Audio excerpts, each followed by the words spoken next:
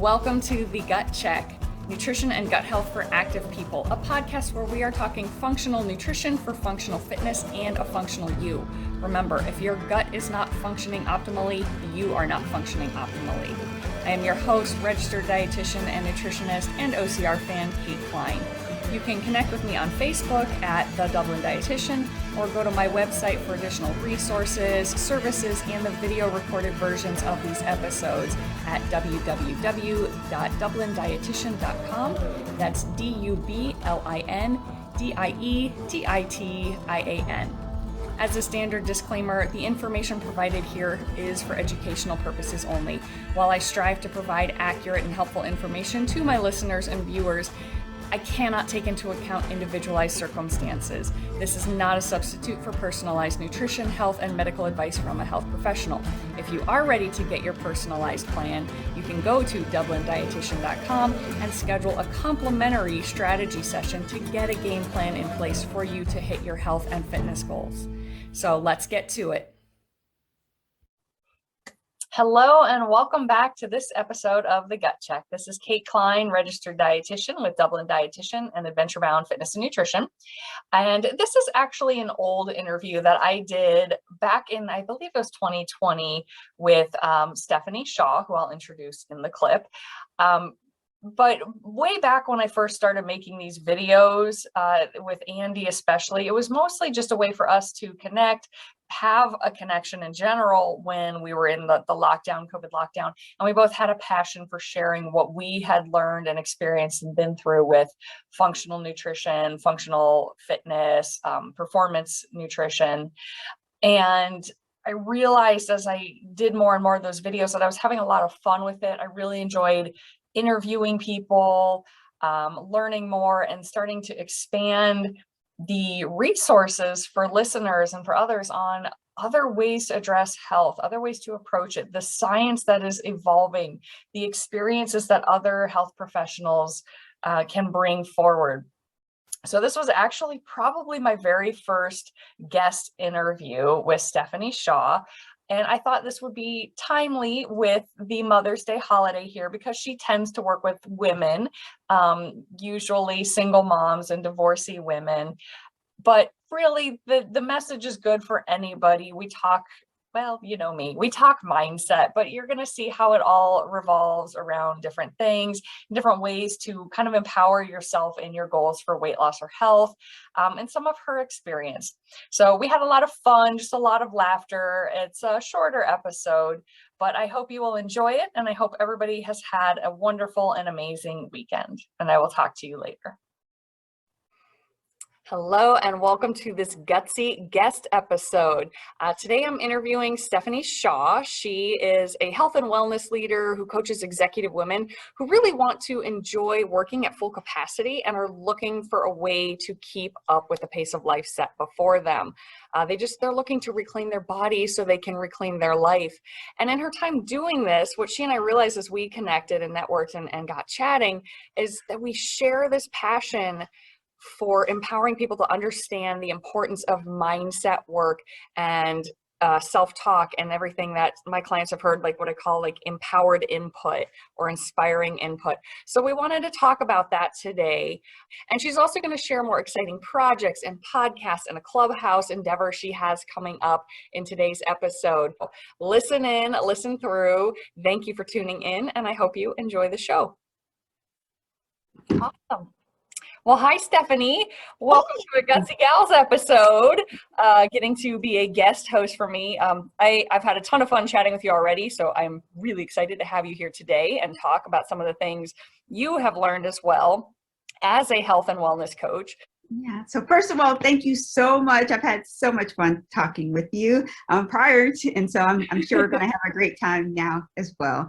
As you said, I'm 𝘀𝗻anie Shaw with Lee and Ollie. And I kind of fell into the niche. In all honesty, I'm like, okay, I want to help folks with nutrition, but like there's a ton of coaches out there. And then I had to discover what worked for me and who my clients were. So instead of like discovering this niche, I started looking at the data of who I was already supporting and decided I would just go a little deeper. So when I started looking again, like 2/3 of my clients were divorced women who were saying, hey, I want to lose some weight. And that's how they came to me. So I'm like, hey, I need to dig deep, figure out what this looks like, and figure out how I can support them. And you're exactly right. They'll come, we'll have a conversation. I'm at this weight, I want to get to that weight, help me do it. But what I discover is there's so many other layers to that. And the only way that a client can get to that end goal is to take care of all that stuff in between. So as an executive, and then on top of that, being a divorced executive, there's these layers that need to be pulled back. Layers of stress. And yeah, all that stuff. So pulling back so if we say self-care, what does that really mean? What does that mean to you? How are you going to make time for self-care? How do you get past not feeling guilty about self-care? And what does self-care really mean? Is that something you find the majority of your clients deal with, like that guilt of self-care time? Yeah, especially if you're divorced, you think being divorced and maybe you have kids and you thinking, oh, I don't have time for a bubble bath, or I don't have time to take a leisurely walk, or I don't have time to journal or meditate because I have to take care of my kids. Well, getting people to realize that self-care actually is taking care of your kids. So I always say, put your own oxygen mask on first. So once we start to pull back the meaning of it, what it means and what it's not. So self-care is not feeling guilty. Self-care is not just getting up real quick. It's actually figuring out how you get more gas in your gas tank. Once we can get people past that and they recognize, hey, I'm more present, I have more energy, I'm rejuvenated, now that I'm taking care of myself, now I can take care of my kids. So that's kind of like step one. Once you get past that, then like the weight becomes secondary almost. Like you don't have to worry about, oh, I'm a pound less this week. You are just doing everything else, and then the weight starts to come off. And it's the same thing with mindset. So once you get past why are you eating, for me, like if I see a commercial at 8 o'clock at night, I'm like, ooh, tasty. Oh, the DoorDash is still going. So like, a year, and I'm like, ooh, that looks good. So getting past those triggers, getting past the mindset issue of you had to clean your plate, or I may not have enough, so I'm eating enough, because that's one thing I can control. That's also another step that we take in order to make sure that we're getting to the goals that they want to get to. Now, you have a program called the Mind Body Business Program, right? Yes. And how long, like on average, how long does that sort of run? Yeah, so I work with the clients for 4 months. And during that time, we talk every other week. I put together a meal plan for them every other week, talk to them about meal prep because, you're a busy executive. You don't have time to cook every single night. So we walk through all of that. And what I say is you take care of your mind and then take care of your body, then you can take care of your business. And business could be actual profession, or which I shouldn't have even said it that way, because taking care of your home and staying at home is a profession. It's harder. It is full time. much harder. So again, taking care of your business is what I try to get the clients to. Your daily life, your responsibility. That's a good way to put it. Within that 4 months, I guess a couple questions I have with that. How much time would you say you focus on mindset? And is it like a very direct part, like lessons and goals and homework, or is it just sort of a conversation? And then do you ever get resistance from people who still fight that guilt issue, or that's woo-woo, I'm fine? Right. So it's a little bit of both, and I try to do everything custom because I have clients that are like, yeah, this is woo-woo, I don't need mindset issue. And then in the back of my mind, I'm like, yeah, you kind of do. I never say that. And then I kind of like ease it in. Okay, so if you don't want to do a gratitude journal, fine, you don't have time. Write down 1 word, 2 words per day, something that you're grateful for. And what I find is that process gets built upon. And by building upon that, they're like, a month later, like, oh, wait, I journaled a whole page today. I'm like, see, I told you. So I'm all about meeting people where they are. And then there are some clients who are like, I'm coming in, I'm losing the weight. I know it's my mindset. I know I have to do this. All right, what do I need to do? Okay, with those, there's more scripted homework. Hey, this week, write out your affirmations. What does this really mean to you? Why are you here? What are you good at? And what I love the most is a lot of times the affirmation will be like, they'll come up with 4 things. They're like, I worked all week and I got 4 things.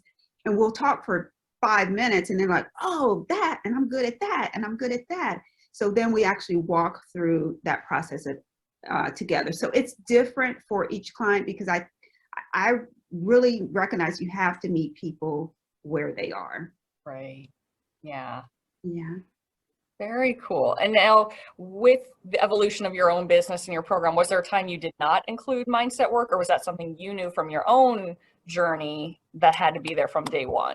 Yeah, I knew it always had to be there, and that's because that's where I struggled. So I was never overweight by overweight standards, and I, walked normally. I would always exercise, and I ate as a vegetarian, so I ate pretty healthy as well too. But yet I still got sick. So I had to think, what else am I missing? What part am I missing? Why am I not allowing myself to eat well all the time? And I'm doing like a 60%, 40% kind of thing. What are those triggers? Go ahead. I like that word. I like that word, that why am I not allowing myself? Yes.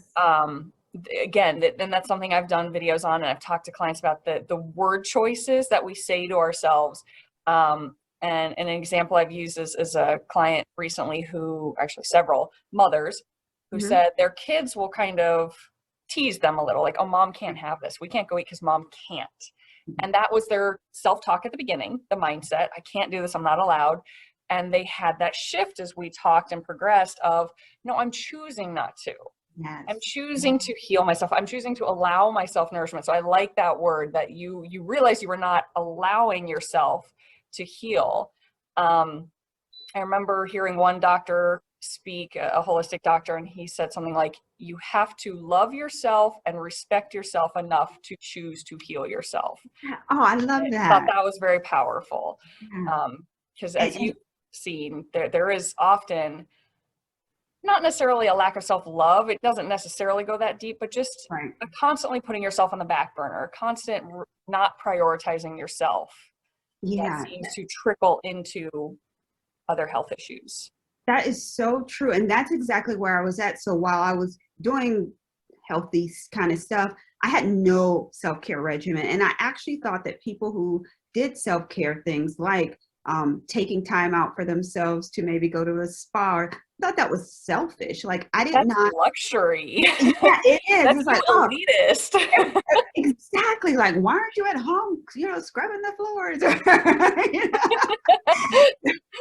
I had the wrong mindset, and that mindset was keeping me stuck. So I knew right away that once I started recognizing that it's important for me to walk, meditate, do yoga, journal. It's important for me to recognize that I am worthy and capable of eating correctly and accomplishing the goals that I have. Once I got past all that stuff, then I was able to not just get my health back, but able to like sustain it. So now it's just like part of what I'm doing. It's not part of a regimen in a 4-week course kind of thing.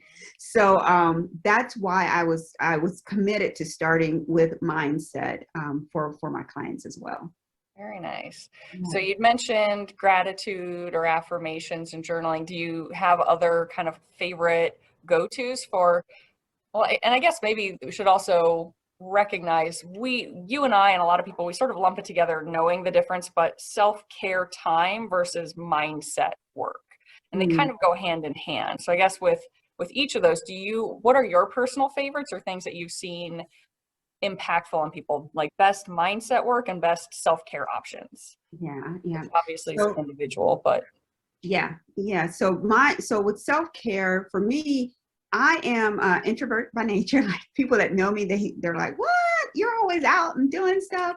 So I'm a fake extrovert. An extroverted introvert or an introverted extrovert? Yeah, something like that. Right. The right people and you let loose. I love it. That's it. That's me. That is me. So for me, self-care looks like being alone. Like I was teaching a mindset class earlier today, and I'm like, I can watch Andy Griffith at night, and that's like the best self-care medicine to me because I'm laughing. You know, you're like in La La Land because you're in Mayberry. So Yeah.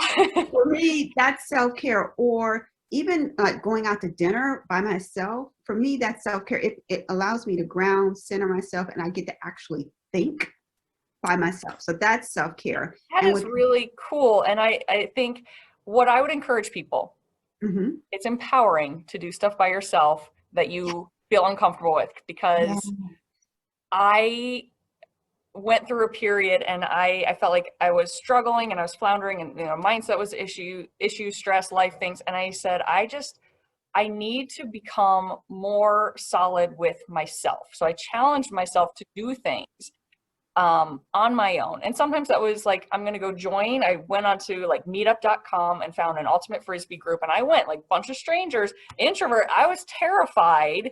But I went and wanted to do that. But actually what I did find something I did like, I went Uh-huh. to a movie by myself.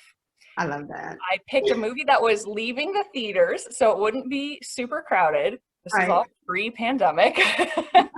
And went, like, ordered whatever food I wanted, just took that all off and said, this is an indulgent time for me. And I was uncomfortable at first, like, going by myself to the movies, this is strange. And I freaking loved it. I'm like, come on, theaters, open up, I want to go do it again. But so just kind of a side note, I want to challenge people. If your initial thought is, oh my gosh, that sounds so uncomfortable, no way, I challenge you to explore that and Yeah. try something, whether it's going out to eat by yourself or going to a theater when they're safe by yourself, is something. Just challenge yourself. See if you can stretch that comfort zone. Yeah, I totally agree with that. And then on the opposite spectrum, the mindset. So me, the self-talk, I memorize scriptures or poems or quotes. And a lot of times I just have to talk myself through the I am, I'm not good enough. This entrepreneurship world is crazy and I'll never succeed. Like, then saying what really is true about myself. If I sit down and think about all of the things that I've accomplished over my career, but specifically in this short period of time as an entrepreneur, I'm like, oh, wait, if I keep going, I can actually do it. So I encourage people with a mindset to have that growth mindset. Start to think about the positive things that you can, things that you think that you may not be able to do. Rephrase and reframe that and think about what you can do, because I think that is when you are able to impact all different aspects of your life. Yes. And that self-talk, it's again, it's one of those that a lot of people are like, that's a woo-woo kind of thing. But yeah, So like, real. it's woo-woo, it's meditation, like, whatever. But the science behind neuroplasticity and rewiring your subconscious, one of the analogies I heard for it that I thought was really powerful is, they're like, imagine it's like a sledding hill, snow-covered sledding hill, and you take that sled down and you go down this pathway. That rut starts to form. You go down again. It forms a little deeper. You go down again. And the more you go, the more that rut gets ingrained. And that's like your negative self-talk. The harder it is to get out of that rut if you want to go a different way. Now, it's possible, but you have to make an effort. And then with time, you can build that rut up. So it's kind of like mental muscle memory. Yeah. Mental muscle. We have muscle memory, like with movement and music, piano. So you build that same mental muscle memory. So that's kind of what you're talking about. And have you had, again, people resistant to it, or breakthrough favorite client stories you can share? Yeah, so I think, and I alluded to it before, the one breakthrough the story that I liked is the resistance I got around the gratitude journaling. Like, I don't ask you to do a lot because the women I work with are super, super busy. But I want you to build up so you will be able to do all of this on your own. So that was one of the most impactful stories, like, hey, I'm not journaling, I'm not doing this. And then like a month later, like, oh, you want to see my journal? Because they started to slowly build in these practices. And you could tell, I've had clients like decrease the level of anxiety medicine they're on, or not need a sleep aid at night. So that's more of the, like, yeah, I'm super, super happy that you lost that 10, 15 pounds. But when you tell me that you are sleeping on your own now, or maybe you're using something like a lavender to go to sleep versus a prescription, that's when my heart does well. And so that's why I encourage that mindset part. Even though everyone, I try to customize what people are doing, the end result becomes the same, because some people just don't like or will not do the homework. You'll give it to them, they just still won't do it. So sometimes we just have to walk through the same thing while we're on our conversations together. But yeah, it is so incredible. The mind is so incredible if you use it for good. So powerful. Yeah, yes. So misunderstood, so underestimated. That's what I was looking for. So underestimated by a lot of people. I think. Right. I was interviewing someone today for my podcast, and he was talking about intuition and your gut, and how how your mind can trigger different things. And if you actually listen, it can completely change your whole world. Like if you're starting to listen to you, but that's all your mind. So having that positive mindset, I think, is a game changer. Huge. So you mentioned for people who are just starting out, if nothing else, do like a one word affirmation or gratitude. What would yours be? Enough. So I am enough. Very cool. Yeah. Very cool. Yep. Now, I know you have a lot of like amazing podcasts on your site. I got to listen to a few. I think it's called The Switch, right? Is that yours? Right. Correct. The Switch. Which is cool. Very, very cool phrase for that. And I saw, like, I didn't get to listen to all of them, but some among the topics you had a lot focused on these sort of mindset and self-care things, like being present, being into joy, the power of unwinding. So what were some of the sort of the golden nuggets that you have gotten from those? Because even though you're a coach, let's face it, we're always learning. And even as coaches and health professionals ourselves, sometimes we need our own coaches to remind us. So you've gotten to interview people and learn what has really stuck with you. There's been a few, and while mindset has been huge, I think some of the bigger ones have been around how people have been able to completely change their health outcomes. So the things that really stand out for me are when people talk about being your own health advocate. So what does that look like? Making sure that you're showing up, asking questions at the doctor's office, things like that. People I've interviewed have talked about completely changing a cancer diagnosis, all with their mind. You know, my mind is telling me that the body naturally heals itself. So I am going to figure out a way to naturally heal myself, changing my mindset, changing what I'm going to eat, and then I'm going to move past. And people have actually, they've been cancer-free for years and years and years. So those are the types of conversations that impact me. And it's funny you said that we all need coaching, because if you listen to a couple of my podcasts, I'm like, thank you so much. You just saved me some money. Because I needed to hear that today. I know. I'm like, really? This is not about you. It's about me getting free counseling and coaching. I'm doing this. I'm like, come on, talk to me, Stephanie. I know, right? It's all our evil plan. But yeah, I've found, again, those are the bigger pieces of nuggets. And then some of the smaller ones are around self-care. So even though I advocate for self-care and so forth, there's still times when I find that I'm not taking care of myself in the way that I should.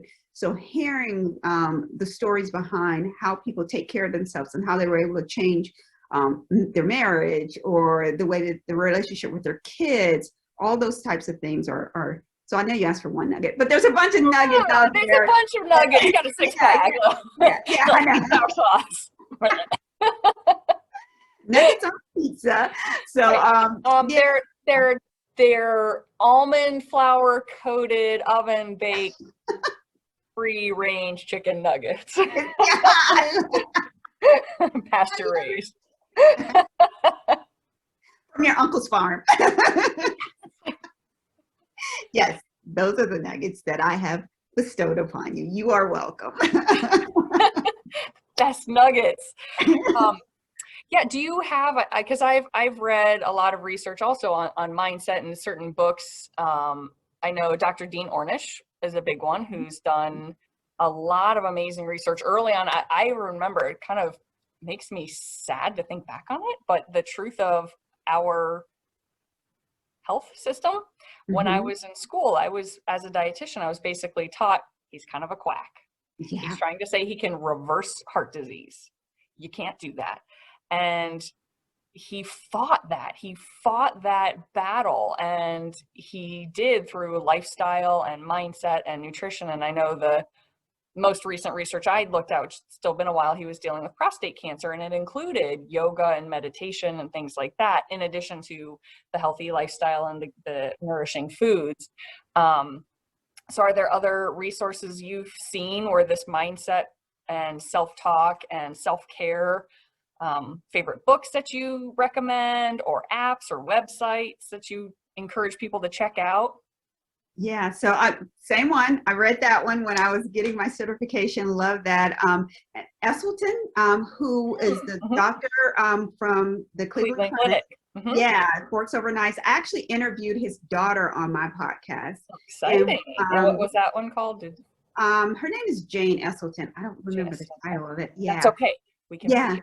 Yeah. But the most exciting part is she talks the same. Well, the same exact thing. Like they done so much research on like childhood obesity, overcoming heart disease, and this is the Cleveland Clinic. The clinic is they provide yoga classes and classes around mindset to help their cancer patients and their heart patients. So those, I like that. I like Eat Right for Your Blood Type as well. So it's not necessarily mindset, but it gets you to start thinking about how unique you are and what you're pulling into your body. So those are a couple. And then I always have to say the Bible, because that's where I pull a lot of the things that help me move on from day to day and helps get me to the other side. So yeah.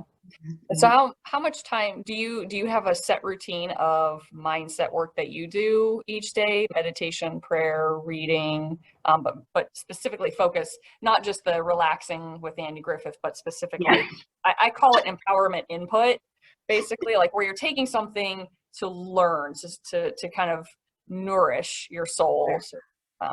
So first of all, how dare you say that? I know, I was waiting for that. I saw that look in your face.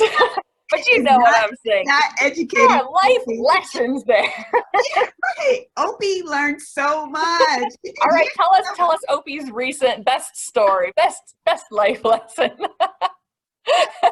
Okay. I get so off track. I forgot what you said. What are some of your like? I'm so sorry. Laughter's good for the soul. I love it, Stephanie. Your routine, is it something you do in the morning or before bed or both? What are your non-negotiables? I call them, like non-negotiable. What do you do for your empowerment input, your nourishing input?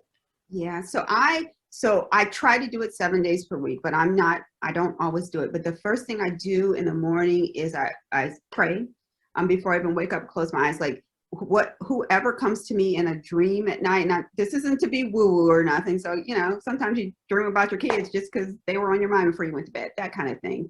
I pray for them, pray for my family, and then I open my Bible app. I do that every morning. And either I'm reading 1 or 2 lessons at a time, or I go through the Bible each year and read that. And that helps me get out of the bed each morning with a different type of mindset. I also, I haven't done it in quite a while, but when I started my business, I wrote like this 5-page letter to myself highlighting what I wanted out of it and how I was going to care for each woman that I came into contact with. And then I made a list of names. So just random names that came to me. And then I had a practice, and I'm happy you're saying this because every once in a while it'll come up that I need to start doing this again. I had a practice also where at night I would pray through those 5 pages or meditate or talk through whatever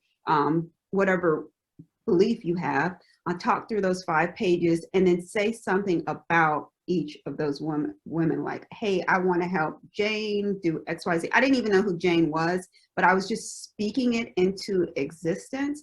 So those are the 2 things that I think really helped. And then last year, we did it's called, it's either Circle Maker, Make the Circle. I can't remember the name of the book. But for 40-day sessions, I got up with a group of women every morning, and we like walked through that book together every single day. So putting practices like that in place helps me get to where I need to go. And I know some people may immediately think, oh, wow, that's so time consuming. But in all honesty, sometimes I read the Bible for a half hour. Sometimes it's 2 minutes. It's just kind of wherever I'm at that day, but putting that practice in place, I think is so important for all of us, whatever that may be, meditation, yoga, reading a favorite book or favorite poet even. I think that can help you, again, as I always say, get you to the other side, get you through your day. Yeah, and I find music is something that resonates with me, very powerful. Maybe I don't know music, how I music's missed in my that. background, music's in my life, but that's one. Nature for me is very helpful. I've actually started taking like bubble baths in the past year, which I haven't done in eons. How's that feel? How are you feeling with that? Well, I'm tall, so the bath is sometimes a little cramped, but I've fallen asleep in there, and I chalk that up to, like, I've been, as many people, there's been a lot of stress in my life, personally, professionally, pandemically, like most people, and I usually feel like that is an indicator to me, like, I'm that wired. And so calming down, I'll light a candle. I've had some wine there before. Maybe I'll have my phone with like music or a podcast, and I'm just falling asleep. I love Like that. 20 minutes. I'll be so exhausted and worn down sometimes. So I'm not doing it as much. Hopefully it's because I don't need that as much. The sun is coming back. That is hugely helpful for me. But I think, yeah, finding which things it is, what little nugget you can grab. Even sometimes if I have a really busy day and I'm stressed, I'll actually light a candle in my office, my home office, just to be a little something. I have a salt lamp that I'll turn on. It's just a nice little glow, and it's that little thing that just kind of is a reminder and kind of a little nudge.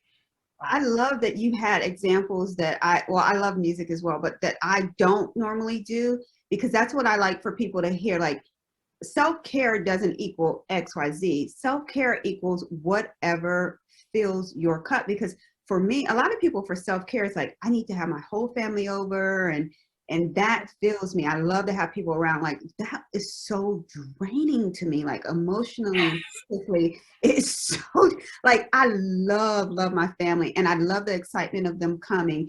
But I ain't gonna lie to you, like, I love the fact when they leave too.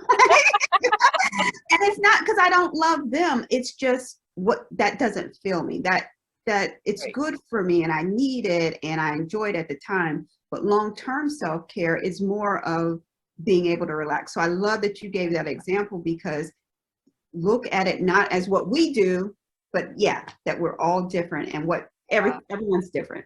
And that'll shift too, because some days I need like to sit on the porch, and other days I need to go do a good kickboxing workout, and that's what I'm going to feel good after. So it can shift based on the mood, based on the day. And I think it's almost like we have different cups that need filled. Sometimes we need the family cup, sometimes we need the self time, sometimes we need physical touch, whether that's like comfort from a loved one or a massage or, something tactile. I used to have like a fleece robe, and I would have that in the winter when I kind of need a little hug. I have a weighted blanket now. That's amazing. I haven't tried that yet. Sweet neighbor of ours. She's a sweet little woman with rheumatoid arthritis, and she bought it, and it's like 25 pounds. Like, it is a heavy weighted blanket. And she's like, I can't lift it. Do you want it? You sure you don't want to try to return it? I mean, I'll buy it, like, but I like just put it on. It's like, oh, yes. So yeah, I would encourage people, like, find out what it is that feels like needs a little boost, and it can shift and it can change. It's different for everyone. Every year can be different. Every day can be different. And yeah, just explore, individualize, personalize. Yeah, you do need, and you said every day, like every minute too, like before I had to teach a class earlier today. So it was all about just like sitting still and staying calm. And then I knew I was going to do this podcast. I'm like, I need some energy. So I started running around the house. I was talking to my son. I made myself a new cup of tea. I like, you know what I mean? So even today, I've had 3 different levels of self-care. They were really short spurts, but I just needed something different in different parts of my day. Very cool. Yeah. It is. So find what works for you. Yes. Great. And I guess I have one more kind of question along these lines. Something that I see a lot of times through just general Facebook posts on people or from talking to people, there's this sense when people are down and after a divorce, again, that is hard, that is stressful, there's busyness, all the things that your clientele and a lot of people really go through, where even though, like, on one side, on the cognitive side of thing, we realize there's a lot of people going through it, but on the other, we feel very alone in this struggle. And there's people who are kind of afraid to speak up, afraid to reach out. Do you have any tips that you would give to a person like that who maybe isn't feeling strong enough to even speak up? Maybe they need to just do something at home. Is there, again, like a little starting point or words of advice to people who maybe are feeling like that? Yeah, so it may be, if you're not comfortable reaching out like to a large crowd or whatever, it may be, maybe there's and I can't even think of one, maybe there's a video or some type of session on meditation or thought pattern or something that you may be going through. There's so much information out there. Make sure you're, doing a little bit of research and getting the right information where you may be able to listen to. But what I would do is challenge you to recognize that you're not going through this alone. So think about your whole list of contacts, like people in your life that you've had, and people that you've been able to trust and are people that are for you. There may be, I'm confident you can find someone in that list where you may be able to reach out to that person and just have that conversation and be honest. This is where I'm at. I do not need your advice. I don't need for you to say anything at all. Please can you listen to what I have to say? And then I found that to be a sense of relief, a sense of spark. And then it also lets you as a person recognize that there is someone that cares enough to actually listen to me. Yeah. And on kind of the flip side, something I'd heard that I thought was interesting, I forget where I read it, was just like a meme. Like, if a friend starts to talk to you about something going on in their life, something hard, for so many of us, like, our instinct is to jump in with advice. Well, try this, and I got that, and did you and it's like, ask, do you just need to talk? Are you looking for ideas, or do you want me to distract you? And I thought that was an interesting third one that I don't think about a lot, but that actually works for me. Like, I just need to get out of my head. Like, yes, let me vent it, but then, like, tell me a joke, or tell me, like, we're gonna go watch a movie or something to get me out of my head. So, but again, everyone's different in each situation, but I thought that was interesting. So if you are on the receiving end of someone struggling to feel grateful, struggling to validate themselves, and they're saying anything that's going on, is this something you just need to vent about? Are you looking for some ideas, or do you want a distraction? I thought that was pretty good. Yeah, that third one's a really, really good one. And then so think of it this way too. So you're in the receiving end, but as the person that needs the help, just tell them, like I said, like, proactively, like, listen, but then I just want you to tell me a joke. Like, I just need to get this out. I know there are solutions, but I got to vent it, guys. I do. Yeah. I like that. I like that a lot. Very powerful stuff. So Well, Stephanie, I want to kind of wrap it up and say thank you again for coming and talking, especially you've had a busy day, you introvert you. I love it. Thank you for that. So before we officially fully sign off, I just want to say the floor is yours. If there's any last tidbits you want to share, what cool projects do you have coming down the pipeline, or what do you have? And then how can people get a hold of you? Social media, website, email, whatever is your preferred method. Yeah, thank you again so much. I'm so excited about this. And I do have a couple of things coming up, and I'll give that information to you so that you can put in the show notes if you don't mind. I'm doing a month-long on Clubhouse. I'm having some conversations around the pandemic and what it's doing to our health, helping us to sleep better. So I'll put that information, provide that information to Kate.